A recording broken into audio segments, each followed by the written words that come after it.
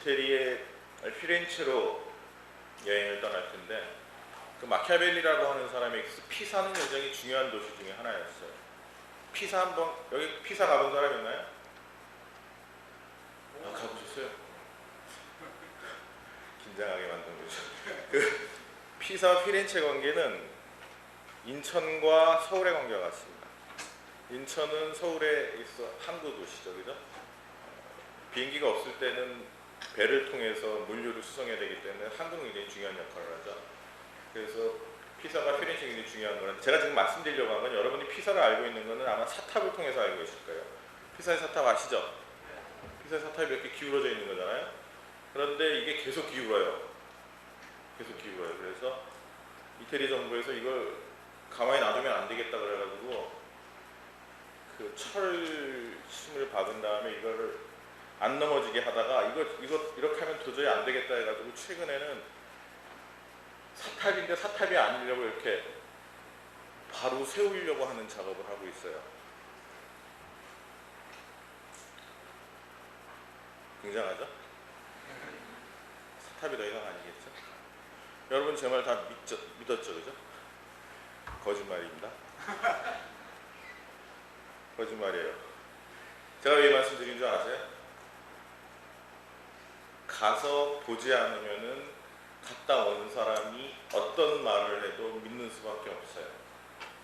이 얘기는 고전을 안 읽으면은 고전에 대해서 읽고 거짓말을 하더라도 여러분은 믿는다는 얘기입니다. 백문이불여일견이라고 하는 얘기는 사실은 다른 게 아니에요. 직접 체험해봐야 된다. 다음 주, 오늘은 저랑 같이 피렌체 혹은 마키아벨리 시대로 여행을 떠나시고 다음 주에는 꼭 읽어보세요. 읽어온 친구와 안 읽어온 친구는 얻어갈 수 있는 게 큰 차이가 있어요. 그래야 제가 거짓말을 하는지 아닌지 여러분이 아실 거예요. 그렇죠? 고전은 생각하게 만드는 거고요. 생각은 읽어야 생각을 할 수 있습니다. 다시 한번 부탁을 드릴게요. 안 읽은 친구가 있다고 해가지고요. 제가 높아지면서 말씀을 드립니다. 자, 오늘은 말씀드렸다시피 제목은 뭐 군주론 다시 읽기인데 왜 다시 읽기냐라는 말을 드리냐면은 군주론은 여러분 혹시 들어본 친구도 있겠지만 굉장히 그 악명 높은 저서예요, 그죠? 권모술수, 악의 저서 막 이런 이야기가 많기 때문에 우리가 굉장히 많은 편견을 가지고 있습니다. 다른 책에 비해서 유독 다른 책에 비해서 더 많은 편견을 가지고 있어요. 그래서 읽지도 않고 다 아는 것처럼 얘기를 해요. 정말입니다. 심지어는 대학에서 대학원생들도 처음부터 끝까지 안 읽어본 친구들이 많아요. 그래서 이런 편견을 깨고 우리가 한번 제대로 보는 그 시간을 가져보자는 측면에서 다시 읽기라고 하는 이야기를 썼습니다. 오늘 강연의 순서는요, 다음과 같을 겁니다. 마키아벨리는 누구인가, 그가 살았던 시대, 그리고 마키아벨리가 후세에 미친 영향, 대한민국의 마키아벨리, 이런 순서로 말씀을 드릴 거예요. 어떤 사람을 이해하려면은 여러분도 똑같겠지만 누구 처음 만나는 사람과 이야기를 할 때 자기를 알려주고 싶으면 나는 어떤 환경에서 자랐고 어떤 생각을 갖고 있는 이런 여러 가지 이야기를 해주시지 않습니까? 그죠? 그런 의미에서 그 마키아벨리라고 하는 사람에도 조금 알려드릴 거예요. 그런데 또 너무 많이 아는 것도 좋지는 않습니다. 그러면은 또 선입견이 생겨가지고 책이라고 하는 거 읽는 데는 방해물로 작용할 수 있기 때문에 필요한 정도로만 말씀을 드릴게요. 그 다음에 이 사람은 좀 이따 보여드리겠지만 1369년에 이태리라고 하는 도시에서 이태리의 그 피렌체라고 하는 도시에서 태어났어요. 1469년이면 지금부터 계산해보면 나오죠. 몇백 년 전이죠. 더군다나 우리로부터 한참 떨어진 나라에서 태어났습니다. 그럼 이 사람이 우리가 왜 봐야 돼? 이런 생각이 드실 거예요.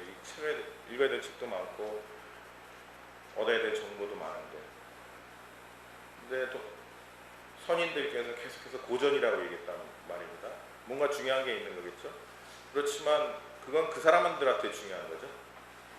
중요한 건 여러분한테 왜 중요한지를 여러분이 스스로 깨달으셔야 된다고 하는 생각이 들기 때문에 그러한 사고에 좀 도움을 드리고자 우리나라에 있어서의 마키아벨리가 어떤 역할을 했는지 그거에 대해서 조금 말씀을 드릴게요.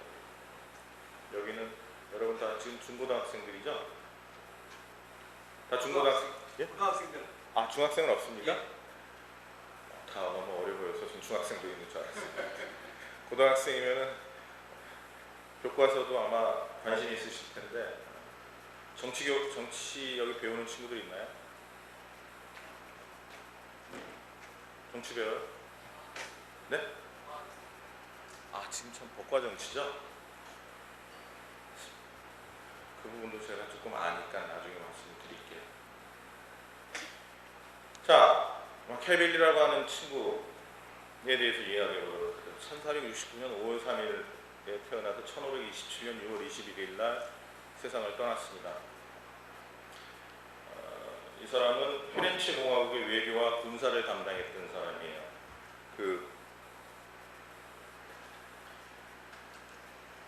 외교와 군사를 담당했던 그 책 같은 데 보면은 뭐 서기장 이렇게 표현이 나오는데 서기장은 아니었고요. 우리가 생각하는 그런 장급은 아니었고요. 어떻게 보면 요즘 얘기하면 서기관 정도 되는 그 5급에서 4급 정도 되는 어떻게 보면은 한참 일하는 그 역할을 했던 사람이에요. 피렌체에서 그 어떤 대사나 이런 정도의 직책을 맡기 위해서는 귀족 출신이어야 되는데 마키아벨리는 몰락한 귀족의 가문에 있었기 때문에 일반 시민으로 됩니다. 그래서 외교군사를 담당했을 때 우리가 어떤 책 여러분 보시면은 뭐 장으로 나오는데 장급은 아니에요. 평범한 공무원이라고 보시면 됩니다.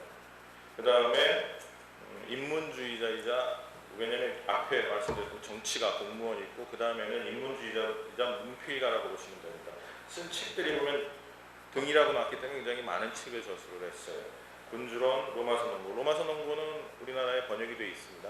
보통 마키아벨리의 두 주요 저자를 얘기할 때는 군주론과 로마서 농고를 얘기해요. 군주론은 군주에 대해서 쓴 책이고 로마서 농고는 로마 공화국에 대해서 쓴 책입니다. 군주론보다 한 두세 배 두꺼워요. 그런데 군주론만큼 재밌습니다. 혹시 나중에 관심 있으신 친구들은 꼭 읽어보시길 부탁드리고요. 그 다음에 피렌체사라고 하는 역사책도 썼고 만드라골라라고 하는 희곡도 썼어요. 그래서 사실은 마키아벨리가 살았을 당시에 마키아벨리는 군주론이나 로마서 농고라고 이런 책을 쓴 사람보다는 만드라골라라고 하는 희곡을 저술한 희극 작가로서 더 유명했습니다. 그래서 그 희곡이 그 상연도 됐고요. 이것도 번역이 되어 있고요. 자, 죄송합니다. 여기다 뭐 적었는데 없어졌네? 왜 없어졌죠?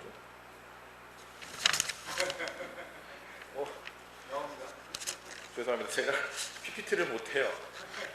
그래서 어떤 분이 작성하신 PPT의 내용을 지우고 제 내용을 적었는데 이런 게 있는 줄은 몰랐네. 죄송합니다. 제가 당황했어요. 군주론이 나온 지가 1513년 12월 10일.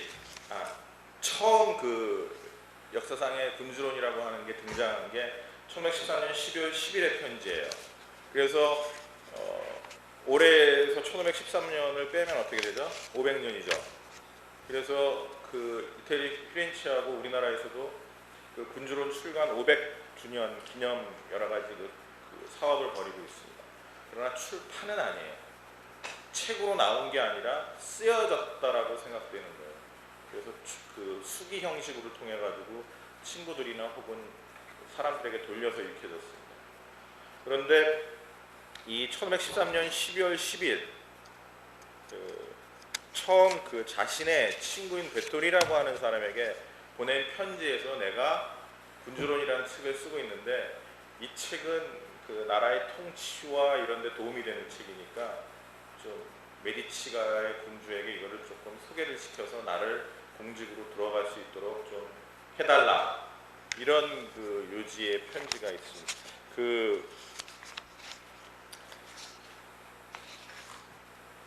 제가 여러분 보여드리려고 그 사진을 좀 준비해 왔거든요. 그 사진을 보여드리면서 말씀을 드릴게요.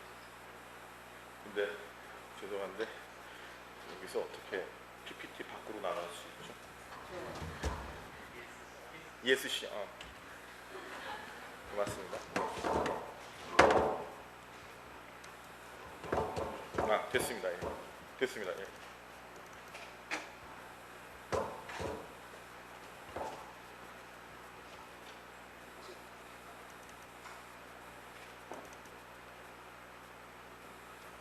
보이시나요? 이 사람 보이죠? 이 사람이 마키아벨리라고 해요. 조금 이따 마키아벨리 사진을 또 보여드릴 텐데 여러분이 많이 보셨고 마키아벨리 사진이 초상화가 나오는데 그 사진은 사실은 그 그림은 마키아벨리를 보고 실물로 그린 건 아니에요. 그것도 조금 이따 말씀드리는데 이게 어디냐면은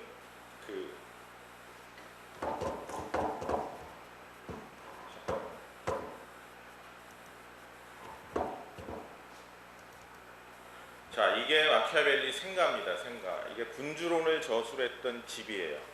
이게 어디냐면은 산탄드레아 인 페르쿠시나라고 피렌체에서 남쪽으로 버스를 타고 가면 15분에서 20분 거리에 있는 그 조그만 구릉에 있는 도시입니다. 거기에 그 빌라 같은 집이에요. 이 집인데 여기는 그 마키아벨리가 여기 살았던 곳이라고 하는 걸 해놓은 거고요.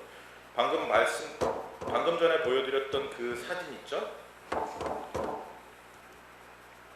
요거요. 이거는 그 생가 앞에 있는 레스토랑이에요. 레스토랑.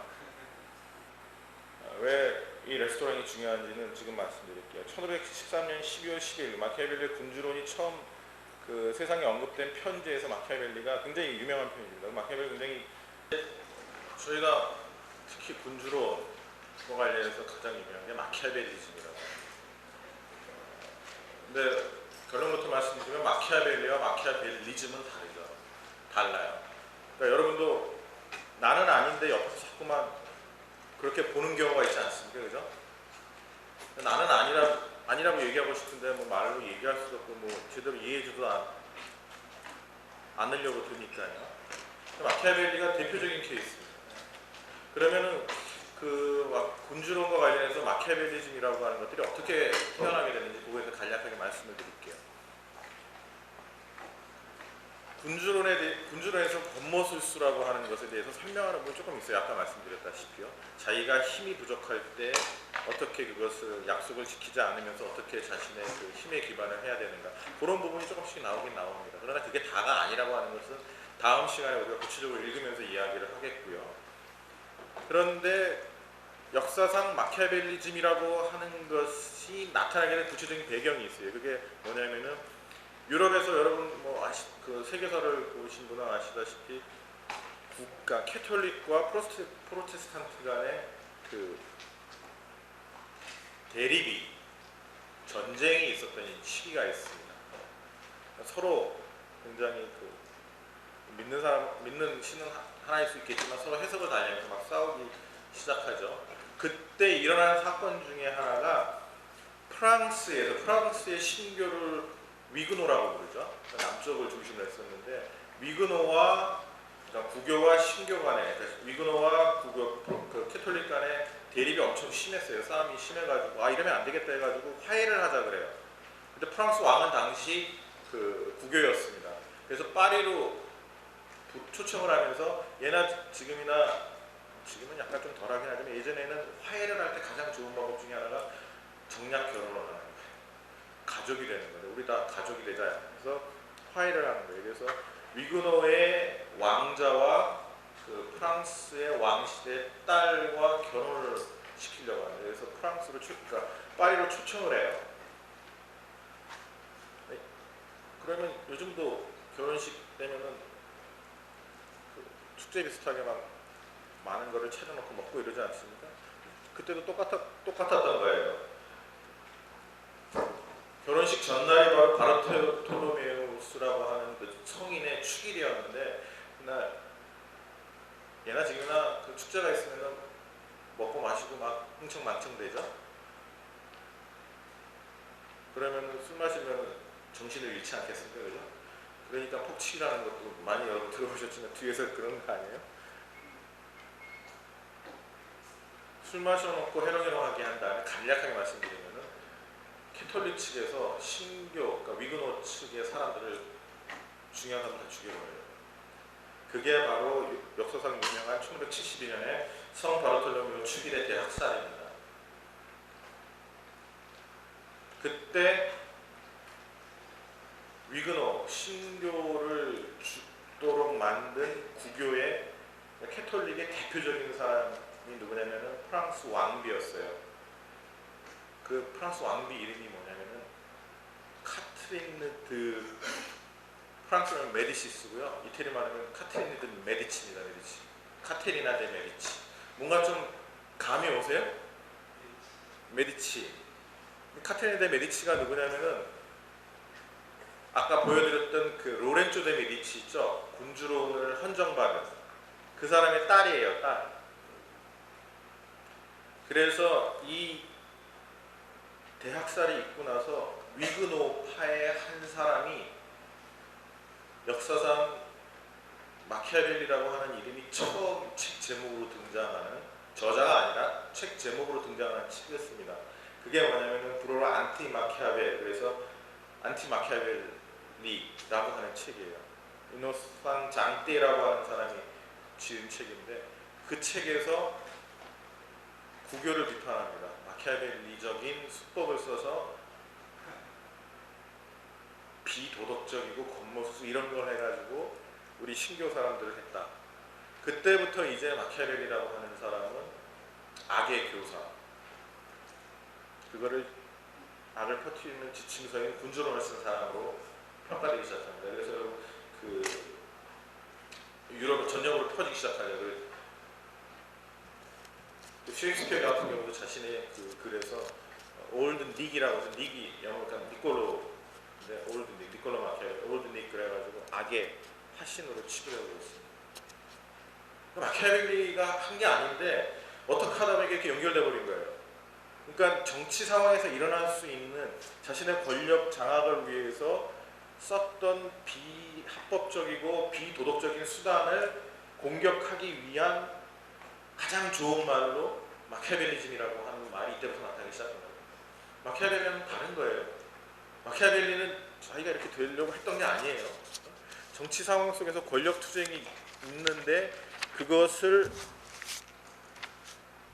그러니까 일반 사람, 그러니까 정치 현상에서 나타날 수 있는 안 좋은 현상을 레대로 시켜버린 거죠. 자,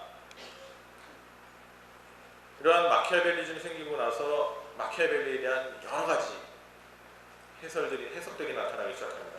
그 중에서 한 세네 가지가 아니라 딱 두 가지 중요한 거 말씀드릴게요. 하나가 공화주의적 해석이에요. 이거는 또 뭐냐면은 그 스피노자 루소, 오른쪽에 있는 사람이 위가 루소입니다. 루소. 이 친구가 루소예요. 친구가 루소예요. 그러니까 공화국 속에서 철학 활동이나 정치 활동을 했던 사람이 마키아벨리의 군주론을 공화주의적으로 해석을 하는 거예요. 그 핵심의 하나는 뭐냐면은 사람들을 계몽하기 위해서 썼다라고 하는 거예요. 군주론을 읽어보면 야, 이 군주 참 이건 나쁜 친구, 나쁜 놈이네, 뭐 이런 식으로 해가지고 시민들을 계몽하기 위해서 썼다라고 하는 거예요. 군주의 해악을 하기 위해서.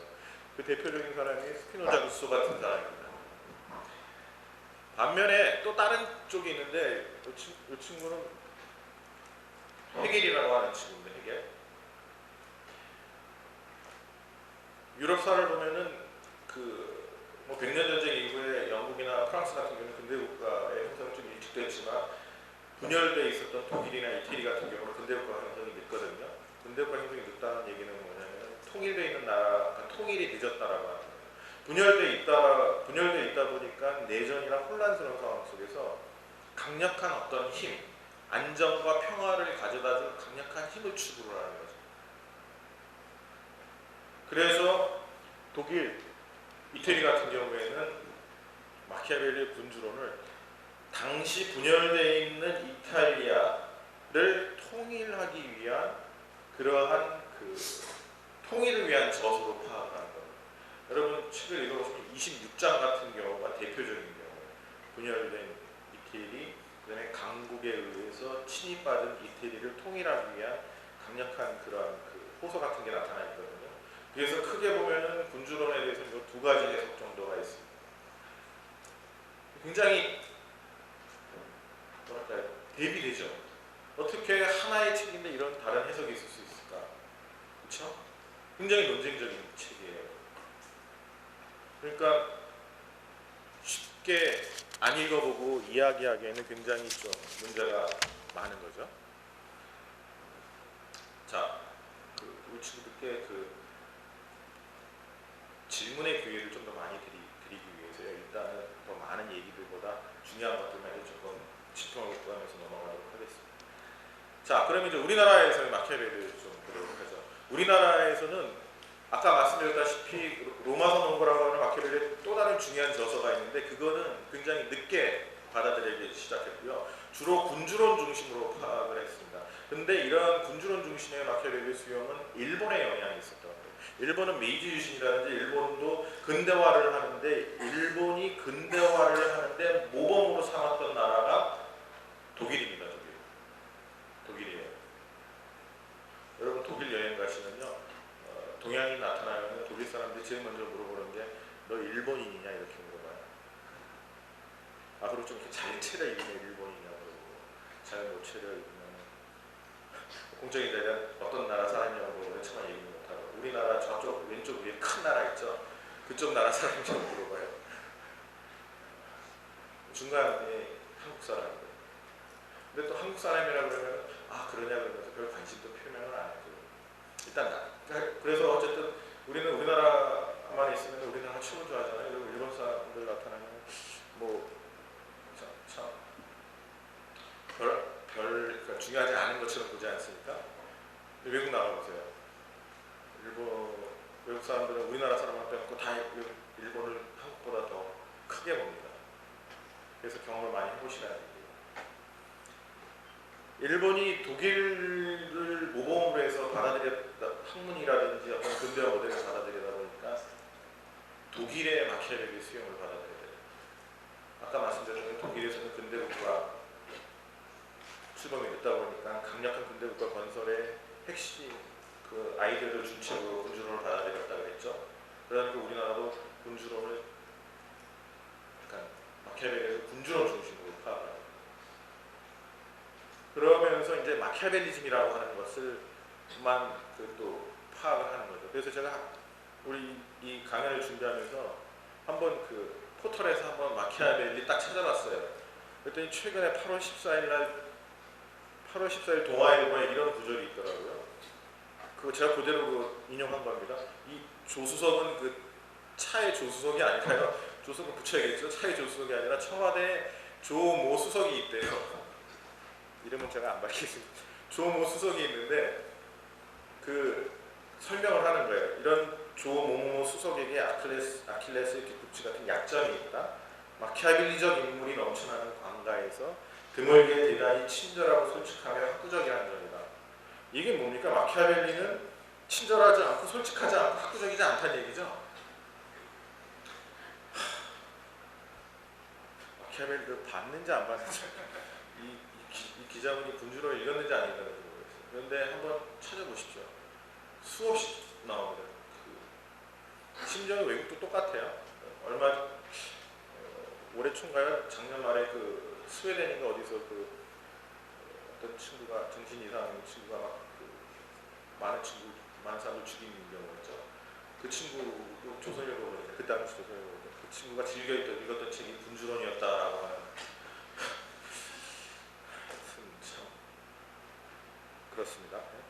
그래서 여기 보시면 아시다시피 목적을 위해서는 수단과 방법을 가리지 않는 비도덕성을 대표하는 인물로 그려지고 있어요.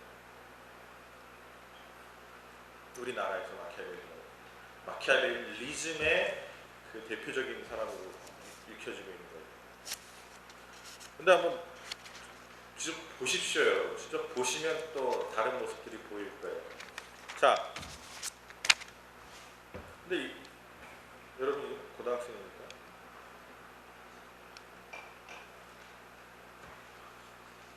그래서 그랬는지 아까 우리 지금 법과정치 바꾸기 전에는 고등학교 교과서가 정치가 있었거든요. 그때 한 4종 정치 교과서가 법과 정치로 바뀌기 전에 4종인가 5종이었어요. 거기 등장하지 않습니다. 여기 정치 배운 친구들은 없죠? 있나요 혹시? 없죠? 그 사회계약론 이런 거 나올 때 뭐 홉스, 로크, 루소 이것만 나오지, 그죠? 마키아벨리 나오지 않아요. 그런데 재밌게도 정치가 법과 합쳐지면서 법과 정치로 됐죠. 근데 그게 교과서가 여러 가지가 이렇게 그게 나오는데 하나만 나왔어요. 천재교육 출판사에서. 거기서 마키아벨리가 다뤄지더라고요. 앞에 정치를 설명할 때 정치의 양면성을 설명하는 데서 마키아벨리가 다뤄지고 있어요. 정치의 의미와 기능 설명하는 부분에서요. 그걸 보고 굉장히 재밌다는 생각을 했습니다. 지금 다 내년 법과 정치 교과서가 이번에 늘었어요. 한 종이 아니라 한 3종이 나올 거예요. 제가 평가하러 들어갔었거든요. 3종이 나와도 아마 법과 정치 공부하는 친구들은 더 힘들 텐데, 교과서가 하나만 공부하는데 3종이 나오니까. 그렇지만 거기서도 아마 하나밖에 다루지 않는 걸로 알고 있어요. 왜냐?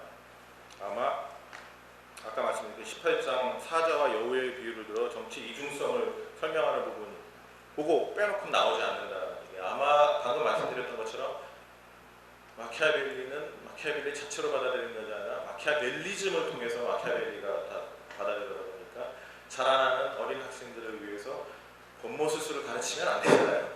그래서 아마 안 나타나는 것 같아요. 모르겠습니다. 이 부분에 대해서 제가 할 말이 많은데 말을 아껴야 되기 때문에.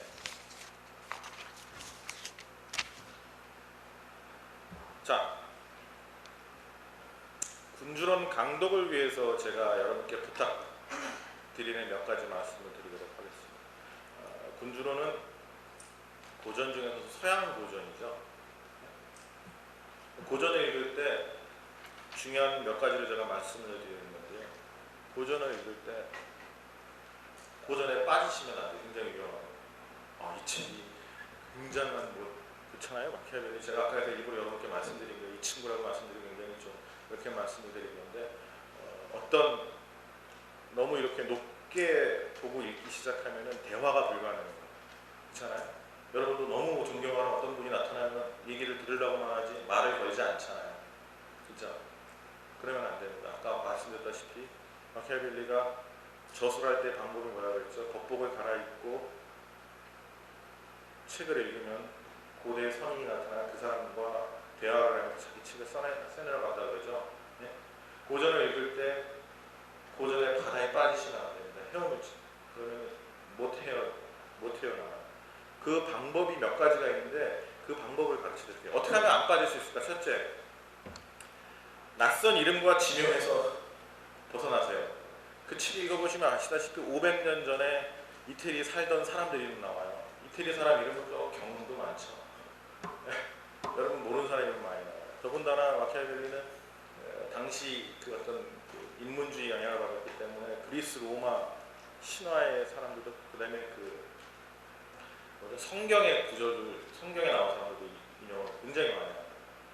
근데 여러분 책 읽다 보면 어떤 이태리 사람 얘기나 어떤 도시나 사람들 얘기를 하면서 설명을 하면 이게 무슨 말인지 궁금해지기 시작할 거 아니에요? 그럼 찾기 시작하겠죠? 그 찾기 시작하면 그 다음부터 이제 딴 길로 서는 거예요. 딴 길로. 몰라도 됩니다. 여러분 다 알 필요 없잖아요. 마키아벨리가 PPT를 알겠어요. 뭘 알겠어요? 그러니까 절대 낯선 지명과 이름에서 벗어나세요. 이 얘기는 근데 또 읽다 보면 제 말을 또 그대로만 받아들이지 마십시오. 왜냐하면 낯선 지명과 이름 이거 벗어나기 시작하면 읽을 구석이 없어요. 그게 아니라 지명과 이름을 찾으려고 하지 말고 그걸 통해서 마키아벨리라고 하는 사람이 무슨 메시지를 전달하려고 하는지 그걸 파악하시라고 하는 거예요. 예전 선승이 한 얘기가 있죠. 손가락으로는 달을 가르치는데 손가락 끝만 보면 안 된다고 하는 거예요. 달을 보라는 말씀. 그런 의미에서 지식이 중요한 게 아니라 지혜가 중요하다는 생각을 갖고 읽으셔야 돼요.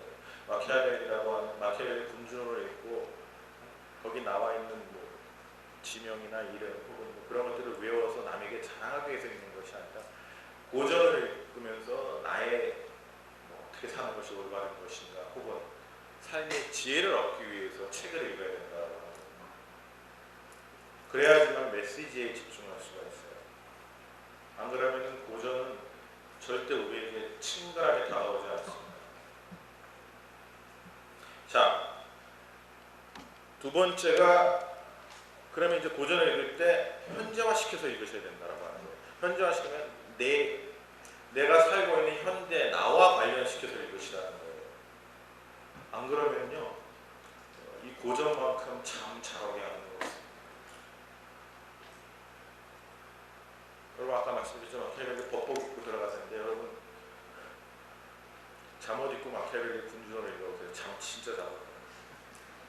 더군다나 제가 말씀드린 것처럼 낯선 이름과 지명 이런 건 이해 하나도 안 가거든요. 그러면 바로 잠이 드실 거예요. 그러지 마시고 이 친구가 군주론이라고 하는 걸 통해서 나한테 무슨 얘기를 하려고 하는가를 오늘의 관점에서 여러분의 경험을 통해서 읽어보시라고 하는 거예요. 그래서 제가 그런 것을 위해서 말씀드리는 한 가지 방법 중에 하나가 헌정사의 앞부분을 바꾸라는. 혹시 그 군주론 책 갖고 오신 분 계세요? 네. 책 갖고 오신 분들은 맨 그 앞에 설명 부분 말고요. 헌정사 부분을 한번 펴보세요.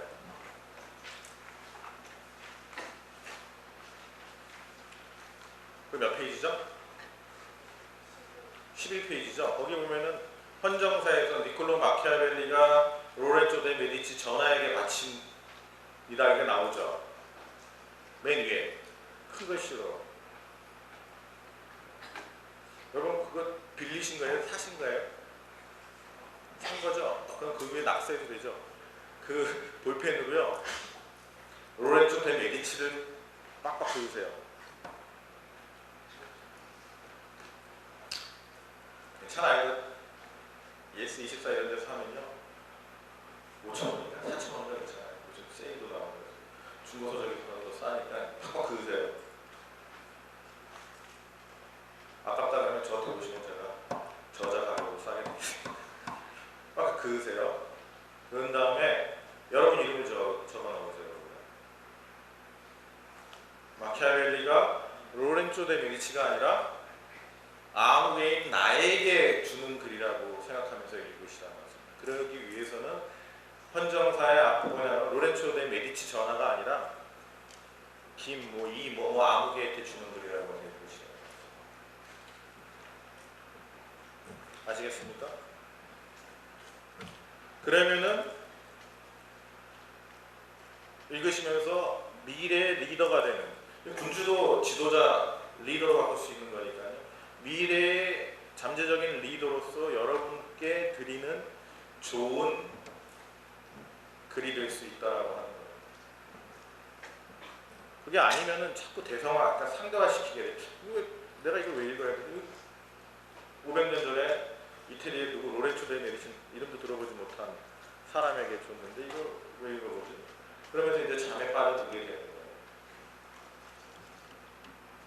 아시겠습니까? 꼭 부탁드리는 건데 꼭 지우고 읽으세요. 근데 여러분 이름을 적어 넣으세요. 자, 한 5분 정도, 10분 정도 그렇게 어떻게 읽으시라는 걸 말씀을 드리고요. 군주론을 읽다 보면 중요한 부분이긴 한데 설명이 잘 안 나오는 게 있어요. 왜냐? 당시에는 아주 일반적인 거기 때문에 그래요. 너무 잘 알려져 있는 거기 때문에 굳이 설명을 안 해놓은 게 있어요. 그런 게 몇 군데가 있는데 그 중에 하나가 이 사보나롤라라고 하는 겁니다. 군주론 6장에 나온 얘기인데 무장하지 않은 예언자라고 하는 사람으로서 나오는 건데 굉장히 중요한 마키아벨리의 그 중에 하나입니다. 사보나롤라가 어떤 친구냐면은 보시면 아까 1450년에서 98년 여기 이 친구가 사바나롤라예요. 수도사예요. 탁발 수도사예요. 탁발 수도사가 누구냐면 여러분 전철 타고 가다 보면은 불신지어 뭐 세상이 다가왔으니 회개해라 막 이렇게 돌아다니시는 분 있죠. 떠드시면서 그 사람이에요. 그 사람.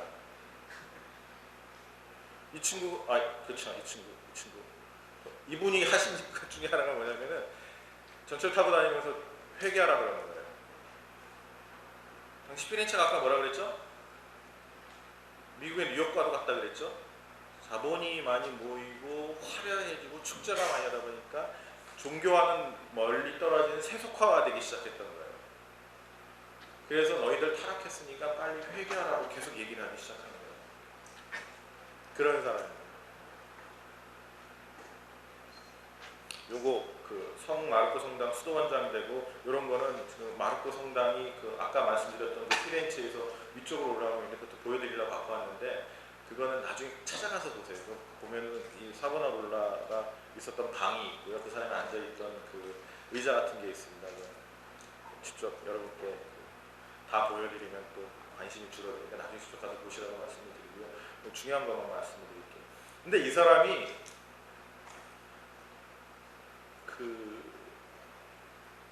이러한 그 설교를 하다가 맞는지 안 맞는지 모르겠어요. 예언을 해요, 예언. 니네 자꾸 이러면은 소위 말해서 하느님의 심판이 내릴 거다. 하느님의 심판이 북쪽에서 올 거다라고 얘기를 해요. 그런데 그러고 나서 조금 있다가 정말 알프스 북쪽에서 프랑스의 샤를 8세라고 하는 왕이 침입을 해요, 이태리로. 침입을 해가지고 다죽지세로 나폴리까지 내려가는 거예요. 그러면서 메디치가의 지배하에 있었던 피렌체의 정부가 무너져요. 예나 지금이나 사람이 혼란스러우면 뭐하죠? 정치 찾아가죠. 이 사람은 그 수도사에서 우연히 일치인지 모르지만 예언을 했는데 맞아떨어지고 그래서 이 사람에게 사람들이 의탁을 하기 시작합니다. 그래서 이 사람에게 피렌체의 정권을 맡겨요. 그게 1494년입니다. 1494년이에요. 그런데 이분은 굉장히 그 신실하신 분이라 청와대에 들어가지 않고 명동성당에서 수렴청정을 해요. 가깝잖아요. 그렇죠? 청와대 들어가서 명동성당에서 수렴청정이에요. 그게 산마르코하고 아까 말씀드렸던 시청사 건물 거리하고 거의 비슷하다고 보시면 될 거예요. 물론 청와대하고 명동성이 조금 더 멀긴 하지만 근데 수렴청정을 하는데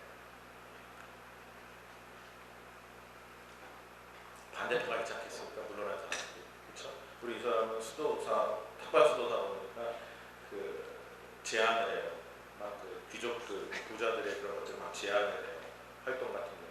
그러면 그것에 대해서 불만을 품고 계속해서 그 물밑 작업을 하고 그렇지 않겠습니까? 그래서 사람들이 또 불만이 일어나기 시작해요. 근데 이 사람이 수도사다 보니까 그리고 이 사람은 권력을 어떻게 얻었습니까? 예언이나 그 종교적인 걸 통해서 얻었죠.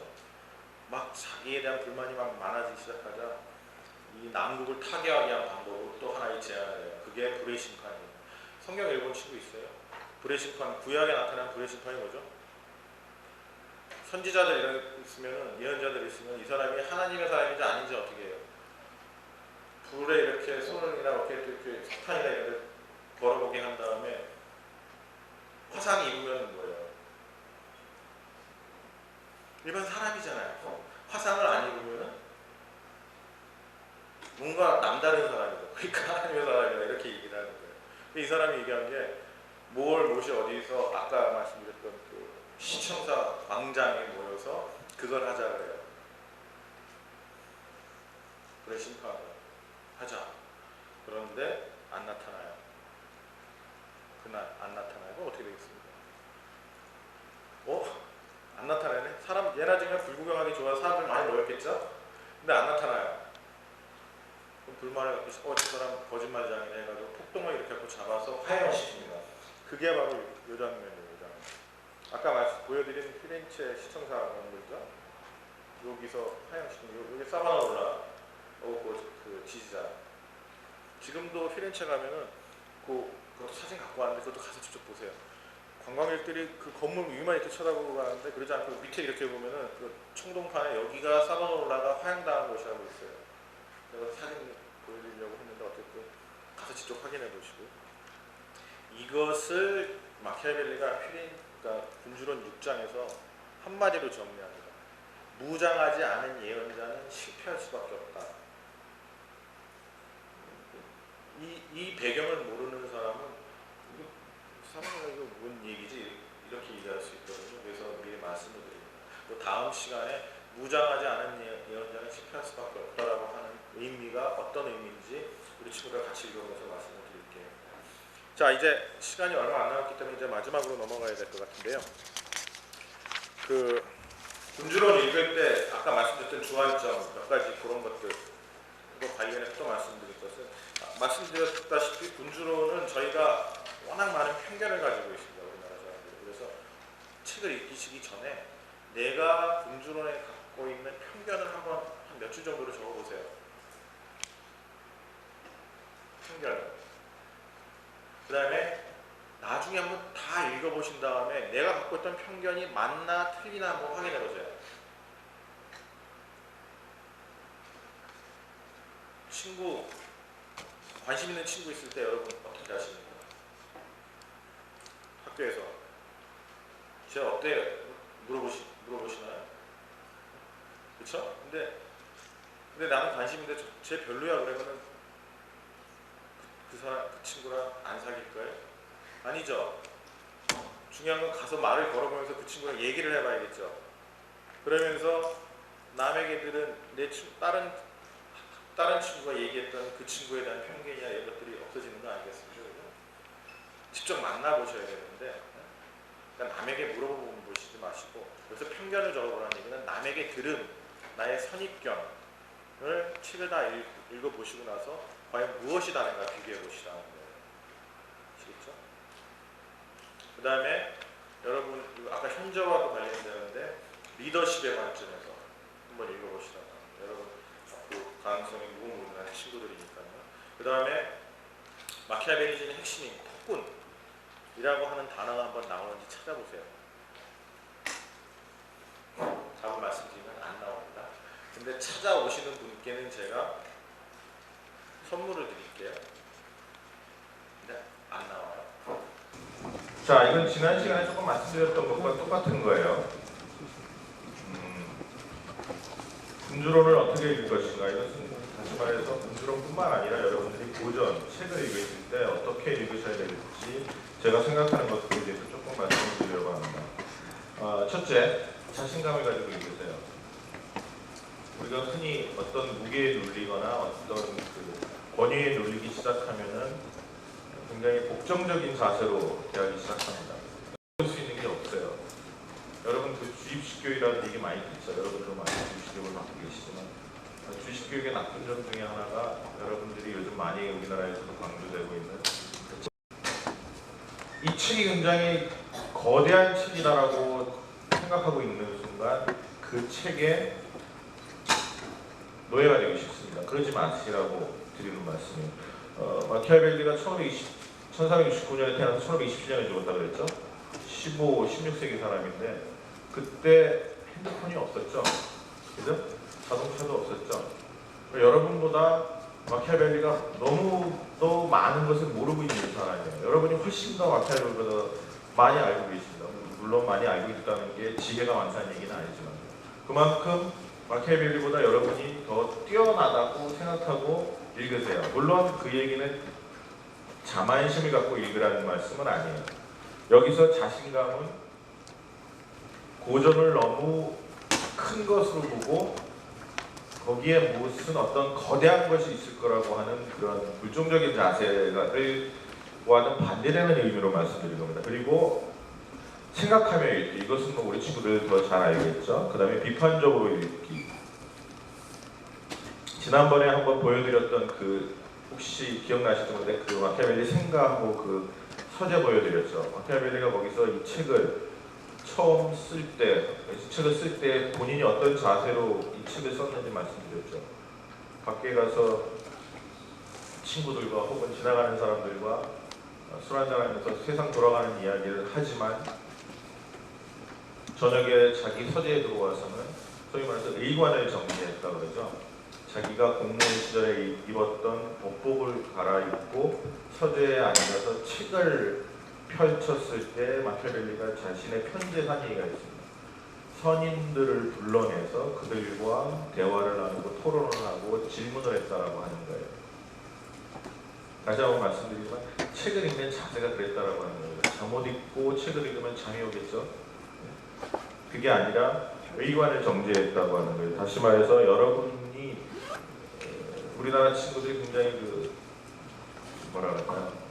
겸손하고 착해가지고 본인이 잘 모르고 있다라고 생각을 많이 하는데 그런 생각도 가능하면 조금 적어도 되면 여러분이 참 많이 하죠. 여러분 지금 고등학교에서 배우는 과목이 몇 과목이죠? 몇 과목 배우세요? 10몇 과목 배우죠. 세계에서 그렇게 많이 배우는 나라 학생들이 없어요. 제가 외국을 좀 많이 돌아다녀 봤는데 우리나라 친구들이 제일 똑똑해요. 정말 똑똑합니다. 특히 선진국의 대학생들을 많이 만나봤는데 그 공부들도 하고요. 여러분이 더 똑똑해요. 정말요. 단지 차이는 말을 안 한다는 거예요. 수업 시간에 여러분 조용하시죠? 그죠? 떠들면 혼나서 그게 아니라 질문을 안 하잖아요. 그죠? 근데 외국의 학생들은 정말 질문을 잘합니다. 정말 질문을 잘해요. 그런데 공부 들어보면은 정말 내용 없는 얘기예요. 내용 없는 얘기도 정말 자유자재로합니다. 왜냐하면 그 과정 속에서 자기가 모른다는 걸 알게 되거든요. 그 다음에 논리적으로 자기가 모르는 걸 표현하는 훈련을 하게 돼요. 근데 우리나라 친구들은 그와는 정반대로 아는 것이 너무 많은데 표현을 잘 못해요. 한번 여러분 보고 생각해보세요. 표현을 잘 안 하죠. 일단 말하면 내 말이 맞나 혹은 옆에 있는 친구들이 나를 어떻게 바라볼까 이렇게 생각하시는데 절대로 그렇게 하시면 안 돼요. 자연스럽게 질문하고 토론할 수 있는, 물론 고등학교 때까지 그게 힘들다고 한다면 대학을 가셔서라도요. 그리고 고등학교 수업 시간에서 한 개씩은 하세요. 교과서가 다가 아닙니다. 물론 교과서 외워야 되겠죠. 그런데 교과서 외운다고 수능 잘 보는 거 아니에요. 그럼 어떻게 공부하면 되나요? 조금 이따 말씀드릴게요. 졸지 마세요. 조금 이따 말씀드릴게요. 자, 그래서 지난번에 말씀드렸던 게 헌정사에 본인의 이름을 적으라고 말씀드렸던 것 같아요. 지난번에 여기 앉았던 친구 다른 데로 간 것 같은데 그때 열심히 헌정사에 그 마키아벨리가 헌정사에 뭐라고 썼죠? 제일 처음에 로렌조 데 메디치 전하께 드리는 글. 여러분 책을 다 갖고 계시면 제가 지난번에 드렸던 말씀 기억나실 겁니다. 로렌조 데 메디치를 지우고 여러분 이름을 적으라고 하셨어요. 네? 이 책은 마키아벨리가 여러분에게 주는 글입니다. 여러분에게. 아시죠? 꼭 그런 관점을 갖고 읽으셔야 됩니다. 안 그러면은 이거 왜 읽지? 이게 무슨 소리지 하기 시작해요. 많은 걸 이해 못하셔도 됩니다. 단 몇 개를 이해하더라도 나의 구체적인 삶 속에서 이해하시면 돼요. 그게 보정을 읽는 방법입니다. 자, 군주론 본론으로 들어가겠습니다. 헌정사에 보면은 크게 두 가지 얘기가 나와 있어요. 전반부와 후반부가 있는데 전반부는 마키아벨리가 로렌조 데 메디치에게 내가 당신한테 무엇을 주겠다라고 하는 게 나와 있어요. 무슨 얘기가 나와 있죠? 이게 나와 있죠. 네? 나는 당신에게 금은보화를 주고 싶은데 그런 게 없다라고 하는 거 아니에요. 그래서 나에게 있는 것 중에 가장 소중한 것을 주겠다라고 하는 거예요. 그게 뭡니까? 경험과 고대사에 대한 공부라고 하는 거예요. 경험과 고대사에 대한 공부. 이 두 가지가 이 책에 들어있는 핵심적인 겁니다. 생각해 보세요. 입장 바꿔 생각해 보세요. 여러분 있다고 합시다. 남자친구나 여자친구가 있을 때 여러분에게 아이폰을 선물해 주는 게 좋아요? 군주론을 선물해 주는 게 좋아요? 솔직히 네? 아이폰이죠.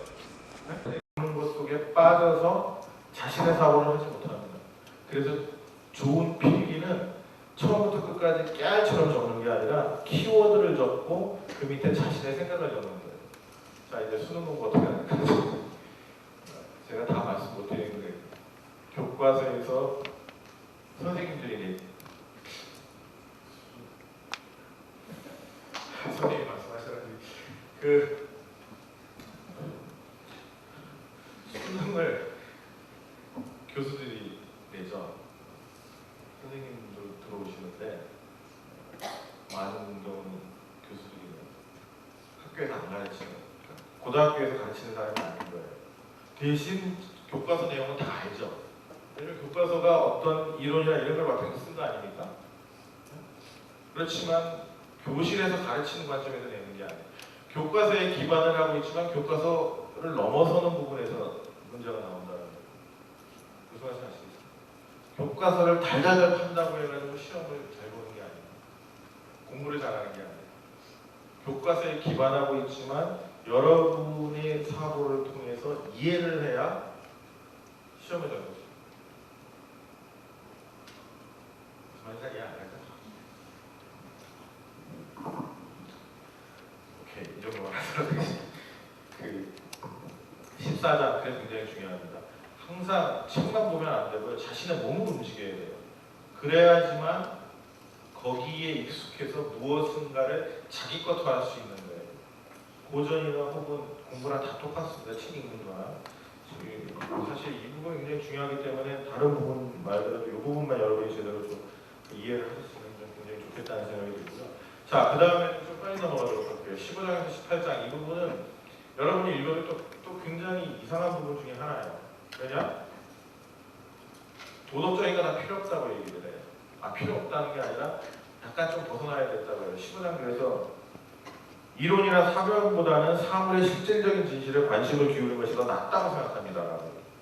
이게 뭐냐면은 이론과 사변도 중요하겠지만 그보다는 실질적인 것이 더 인간의 삶이 중요하다고 하는 거예요. 그래서 그 다음에 나오죠. 15장. 인간이 어떻게 살고 있는가? 자인과 인간이 어떻게 살아야 하는가? 존 레미나 여러분 도덕 윤리교과서에 나오는 인간이 어떻게 살아야 하는가는 너무나 다르기 때문에 일반적으로 행해지는 것을 행하지 않고 마땅히 행해야 할 것을 행해야 한다고 고집하는 지도자나 리더는 권력을 유지하기보다는 읽기가 십상이라고 얘기하고 있어요. 어떤 상황에서나 선하게 행동할 것을 고집하는 사람, 이건 도덕론자라고 하는 거예요. 세상, 그러니까 현실을 바라보지 않는 거예요. 선하지 않는 사람들에게 둘러싸여 있다면 그의 몰락은 불가피합니다. 따라서 권력을 유지하고자 하는 군주는 상황의 필요에 따라서 선하지 않을 수 있는 법을 배워야만 합니다. 선하지 말라는 말 아니에요. 때에 따라서는 선하지 않을 필요가 있다는 얘기합니다. 그럼 이거를 바꾸면 어떻게 됩니까? 선할 땐 선해야 된다는 얘기하는 거예요. 이 구절을 제대로 읽지 않은 사람들이 마키아벨리는 비도덕론자다 혹은 도덕과는 전혀 상관이 없는다 이렇게 얘기하는데 그거는 책을 안 읽은 사람의 얘기예요. 책을 잘 읽어보면 이 얘기 나옵니다. 필요할 때는 도덕적이어야 된다고 얘기해요. 그렇지만 얘기하는 것처럼 세상이 모두 선한 자만 있는 건 아니기 때문에 무슨 말씀인지 아시겠죠? 자, 그래서 이 15장 마지막에 이 얘기하고 있습니다. 1년 미덕으로 보이는 일을 하는 것이 자신의 파멸을 초래하는 반면 악덕으로 보이는 다른 일을 하는 것이 결과적으로 자신의 안전함을 확보하고 번영을 가져오는 것이기 때문입니다. 세상이 악한 자들이 있기 때문에 선한 행동을 하는 자가 반드시 살아남는 건 아니다 라는 얘기를 하는 거예요. 그리고 더군다나 이거는 지도자 혹은 국가나 이런 것, 그러니까 국가나 어떤 단체를 책임지고 있는 공인에 대해서 이야기를 하는 겁니다. 자, 그 다음부터 17, 18, 19 계속 나오는 얘기가 뭐냐면은 일반적으로 당시나 예나 지금이나 강조됐던 도덕과는 다른 얘기를 해요. 관호함과 인색, 관호함은 리버럴리티입니다. 예나 지금은 인색한 것보다 관호한 게 좋다라고 얘기하죠. 그 다음에 잔인함과 인자함, 잔인한 것보다 인자한 게 더 좋다고 얘기하죠. 사랑받는 것과 두려움받는 것, 사랑받는 게 더 좋다고 얘기를 하죠. 그죠?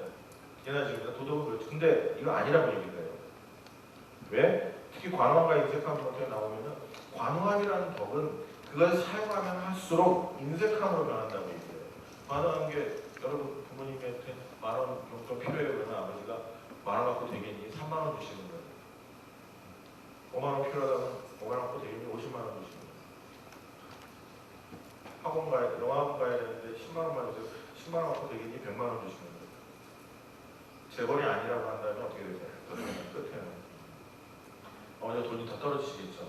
그래서 정작 여러분 가는 대학에 딱 합격했었을 때 등록금 대주세요. 그러면 나 지금 돈이 없는데 이렇게 결국은 관호한 게 인색함으로 변한다는 거예요. 대신 인색함은 여러분 뭐 오늘 토요일인데 패밀리 레스토랑 가서 맛있는 스테이크 먹고 싶죠? 근데 부모님이 스테이크는 안 돼.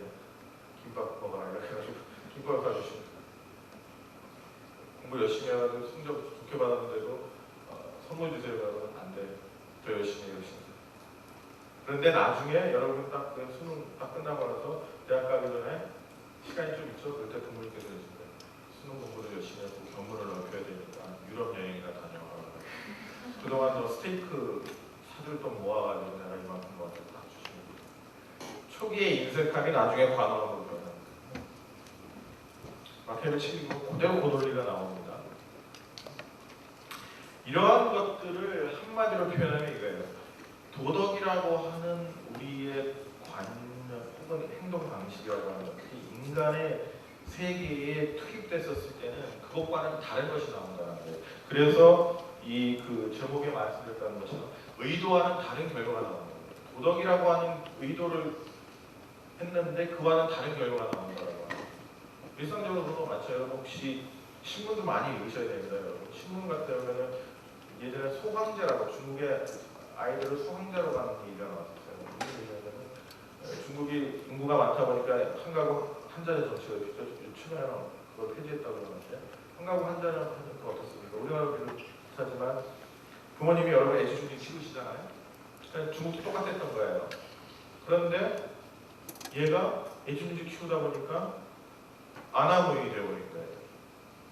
바깥에서 예의도 안 지키고 상대방에 대해 예의도 안 지키고 그래서 소황제는 천상천하 이와도 완전히 그 아나무인이 되어버린 거예요. 저는 생각해요. 한 애밖에 없기 때문에 굉장히 사랑을 많이 투입해서 키웠는데 결국은 자라나고 보니까 사랑을 받아먹은 애가 괴물로 자라났다라고.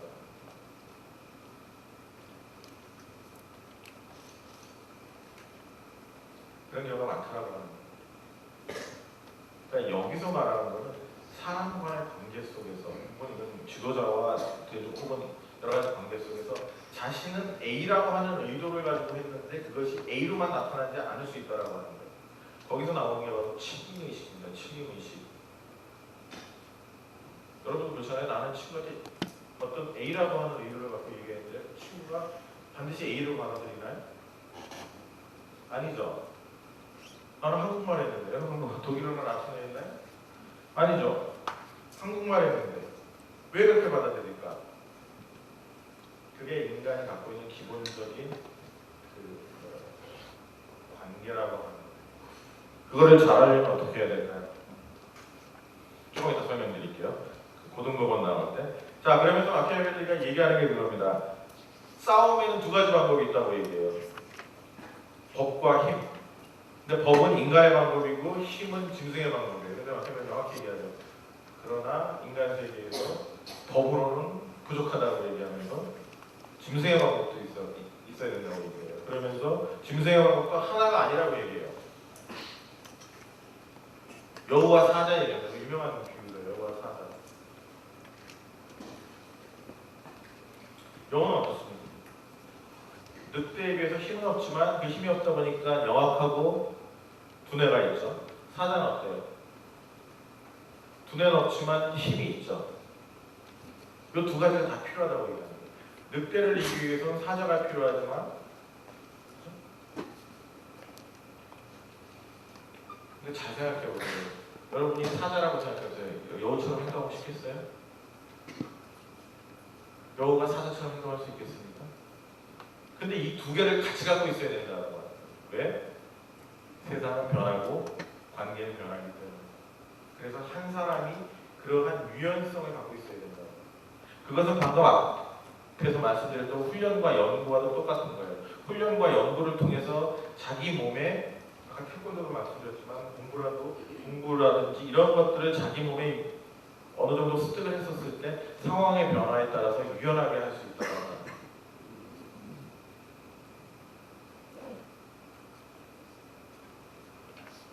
그 유연함이 뭐냐면 여러분 그 여러분 시험 자주 보시죠. 시험 50분 동안 딱 보고 나서 시험지 다시 하면은 그대로 여러분이 쓴 답을 그대로 다시 복귀할 수 있어요? 못하죠. 그럼 시험 볼 때 여러분과 시험 보고 나서 여러분은 다른 여러분입니까? 똑같죠. 그런데 시험 볼 때 여러분과 시험을 보고 나서 평상시 여러분의 차이는 뭐가 있을까요? 시험 볼 때 여러분은 그분이 임한 거예요.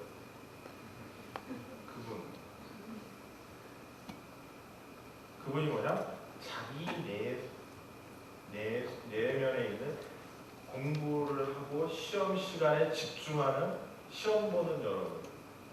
그다음 시험이 끝나면은 다시 자기로 돌아오죠. 그 훈련의 의미가 들어요. 자기 안에 그분을 여러분 두는 거예요. 여러 명은. 필요할 때마다 그걸 끌어내고 낼 수 있어야 되는 거예요. 그게 유연함입니다. 유연함. 운동도 똑같죠. 운동 평소 안 하다가 어르신들 그 뼈가 굳으면 넘어지시면 그러잖아요. 여러분 아직 젊으니까 괜찮지만 그 유연성이 여러분 좋기 때문에 그런 거예요. 유연함이 바로 그런 거예요.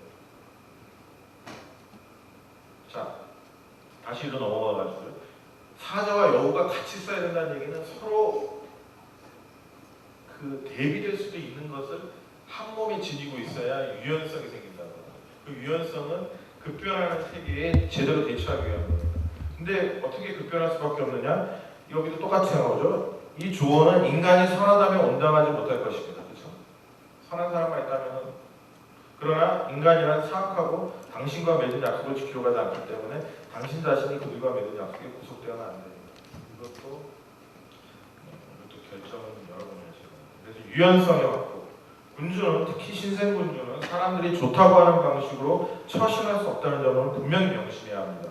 왜냐하면 자신의 권력을 유지하기 위해서 그는 종종 신의 없이 무자비하게 비인도적으로 행동하고 종교의 기율을 무시하도록 강요당하기 때문입니다. 따라서 그는 운명의 풍향과 변모하는 상황이 그를 제약함에 따라서 자신의 행동을 그것에 맞추어 자유자재로 바꿀 태세가 되어야 하며 이게 그겁니다. 유연성입니다. 자유자재로 바꿀 태세.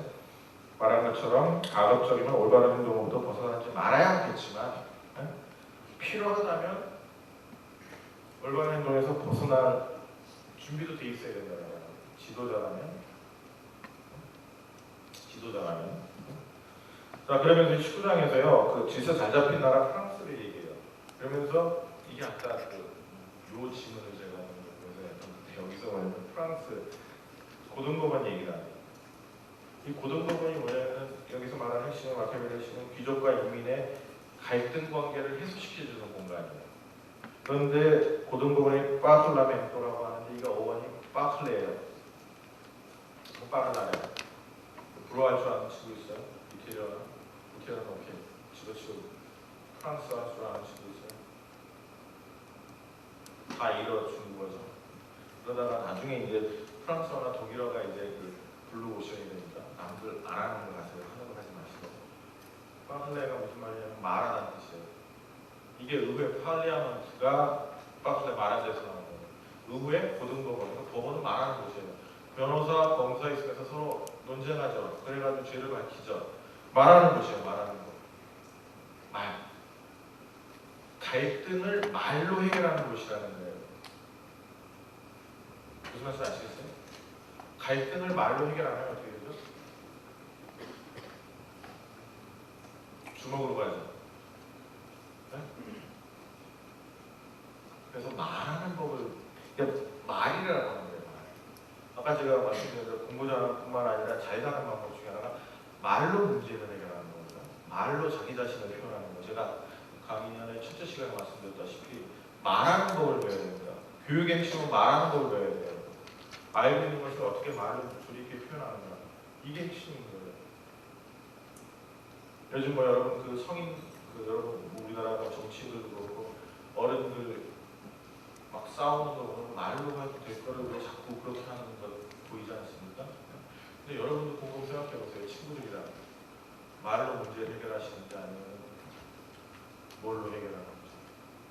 말로 해결하는 말로 해결하셔야 돼요. 그렇지 않으면 사회가 복잡해집니다. 자, 시간이 별로 안 남아가지고요. 그 다음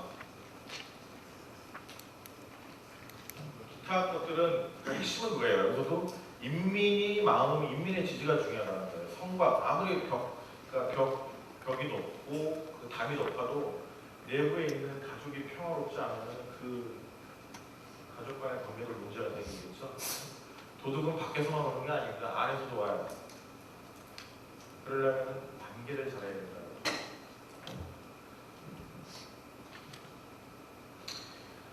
자, 여기 또 군주는 또한 자신이 재능이 있는 자를 아끼고 어떤 기회 분야에서 뛰어난 자를 우대한다는 결과로 재능이 예우자임을 과시한 지도자는 이래야 된다는 거예요. 여기 절대 마키아벨리 여러분 그 편견 갖고 있는 폭군 누구를 억압하라, 명령하라 이런 얘기 안 나오죠. 능력 있는 자는 우대해야 되고 써야 되고 이런 얘기들 나왔습니다. 자, 이제 마지막으로 가서 이제 마지막 26장이 그거예요. 이태리 군주, 그러니까 이태리가 굉장히 취약해서 나라를 잃게 돼 있으니까 좀 제발 좀 나라를 좀 일으켜달라고 하는 거예요. 그런데 보았더니 일반 인민들 혹은 시민들에게는 그 능력이 많은데 능력이 잠재해 있는데 지도자가 그러한 잠재력을 어떻게 능력을 일깨워줄 수 있는 그것이 부족하다.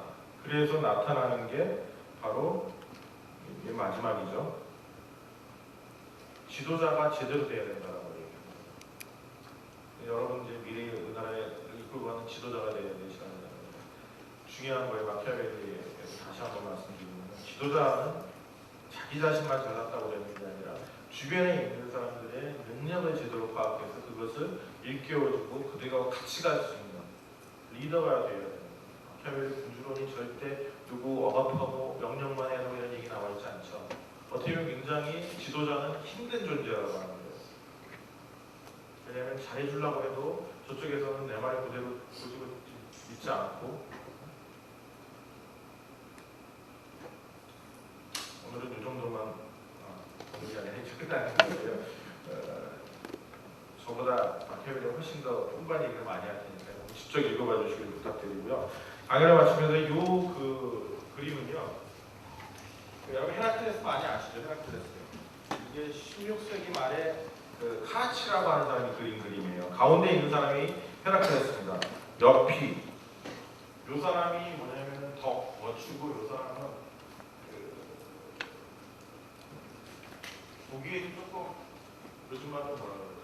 섹시하다 그래야 되나? 그렇죠.